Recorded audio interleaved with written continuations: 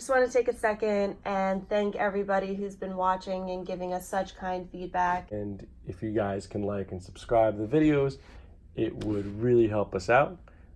But once again, My homeland. so we figured we couldn't do an entire across the world journey without stopping in to see Ofer's family. I mean, that would just be... Stay with my sister. The little nephew is cute as ever. Like, this is now the start of our remote working experience. 5 days a week, 8+ hours a day. With a time zone difference, I'm basically working the evenings in Israel. Of all the times we've been to Israel, which is many, we have never made it over to Petra, to Jordan, the other side of the border. Because it's a border, you can't just cross over wherever you like. You have to drive all the way through the Israeli desert, down to the bottom, and then stop over in Aqaba and drive all the way back up to Petra. Yeah. So, Ofer's sister lent us her car. Thank you again. And we were able to take the car, we threw on some music, and we just drove through the desert. The drive down to Eilat is like one of the most amazing drives. It's really just great. A beautiful drive. If you even remotely like driving, you're gonna like that drive.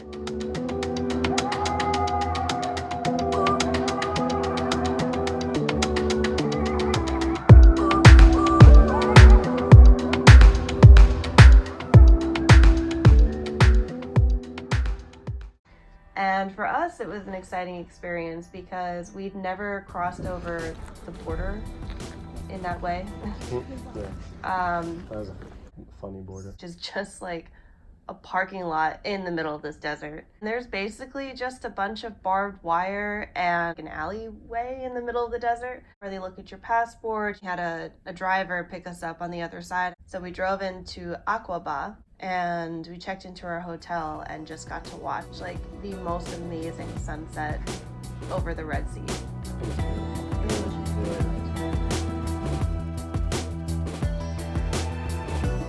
Yeah, I really like the hotel. Stunning, really nice. When they were filming Star Wars, the latest Star Wars was filmed in Jordan. A lot of the crew and cast actually stayed at that hotel. That's cool. I was like, oh my god, they might have been here. Yeah. They might have been in this bed. They might have pooped in this toilet. So the next morning, we woke up early. Our driver picked us up and we hopped in the car and we started our 2-hour drive up to Petra. It was pretty warm down in Aqaba area, but as we started to climb up, we're going north, but we're also climbing up an elevation. It started to get really cold. Like, we stopped for a pee break and we had heavy coats on. We had our scarves on. It was chilly. Up to Petra. And if you're like us, we were kind of just expecting the treasury, but Petra is actually a massive complex, a massive historic complex. You're kind of hiking down to the treasury. There's quite a bit to go through. You kind of enter this mountain that's cracked in half by an earthquake from thousands and thousands of years ago. It's a crack in a mountain. I don't know how... You see how, like, the two would fit into one another, the two sides of the cliff, right? It's really quite stunning. Really beautiful, really nice, and you're just walking down this corridor, it's basically taking pictures of everything. It's just so pretty. And so you have these really faded carvings in the wall. Protection from the gods because it was used by a lot of travelers, a lot of caravans traveled through there. So we walked down there for quite a while. And then we finally got to the treasury, and it really is everything that they make it out to be. It's a grand entrance because you finish walking through this crack, and then it opens up, and that's what's standing there before you. It's so beautiful. Yeah. It's so pretty. It's huge. It's magnificent. I mean, the pictures. You see it if you've watched Indiana Jones, which you haven't. You should. I mean it. It's pretty glorious. I felt it was amazing, like, finally seeing it. So that was cool.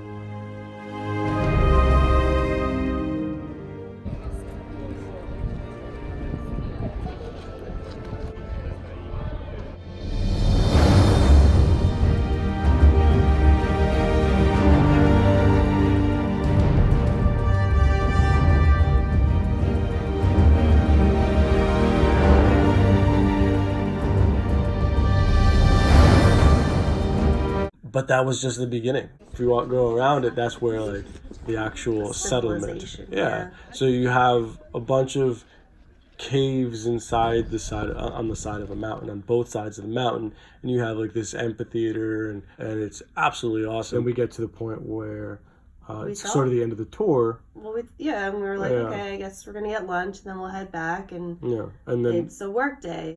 And the guide's like, okay, our tour is wrapping up, but you have to go see the monastery. And we told him, we're like, well, we really need to be back up at the top with our driver by 2 p.m. to drive the other 2 hours and get back in time for 5 p.m. or whatever time it was for the meeting. And he's like, he's like, I really wouldn't say this to you unless I truly believed it. But he's like, you can't come all this way and not go up to the monastery. But it's 850 steps. 850 steps. Plus a hike to get to that starting point. Plus, we'd already been walking for like hours. Yeah. So we're like, I guess we can't come all this way and not go up to the monastery. We start hiking up to the monastery. And it's like these narrow ledges and ridges up like these cliff sides. It's not like we just got to enjoy the scenery. It doesn't matter what time we get up there kind of thing. Like we were like, we gotta get up there. Yeah.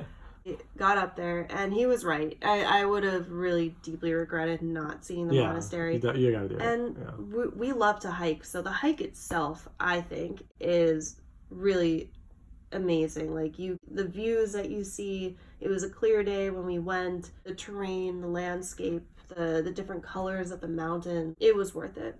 But we couldn't stay too long up there. We kind of got up and we're like, all right, we got to get back down. Yeah, we basically drank some water. There's a shop up there. We can buy some snacks. And we basically ran down. I don't recommend doing that. Yeah, it's kind of slippery. Got down, we like ran through that whole like ruins area, and then we got back to the treasury. And we'd asked our guide kind of for some time frames. It would have been another like 45 minutes back up from the treasury. If you hop in one of these horse and carriages, it could probably take you more like 20 minutes.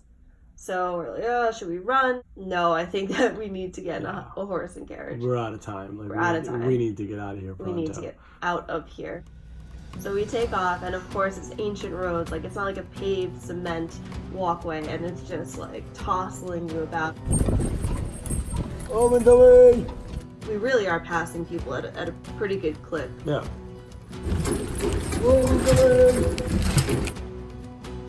It was so weird. Like we kind of came out the gates, kind of huffing and puffing, just as our taxi is like pulling up right there, because we told him that we like, don't worry, we will be there at 2. Like we need to be there at 2. Meet us here.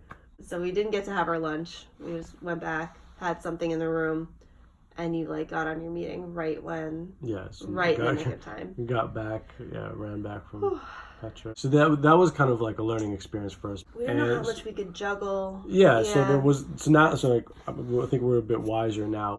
I'm sorry, we need to wrap this up. But the taxi took us back to the border the next day. We went back across that wacky border crossing, and we started our long journey back up to Israel, where we got to spend another week with the family, and we will talk about that more in the next video, along with a surprise. What's the surprise? You're gonna find out next week. What? But we need to get out of here. Okay, check out some 10 minutes. All right, we're moving.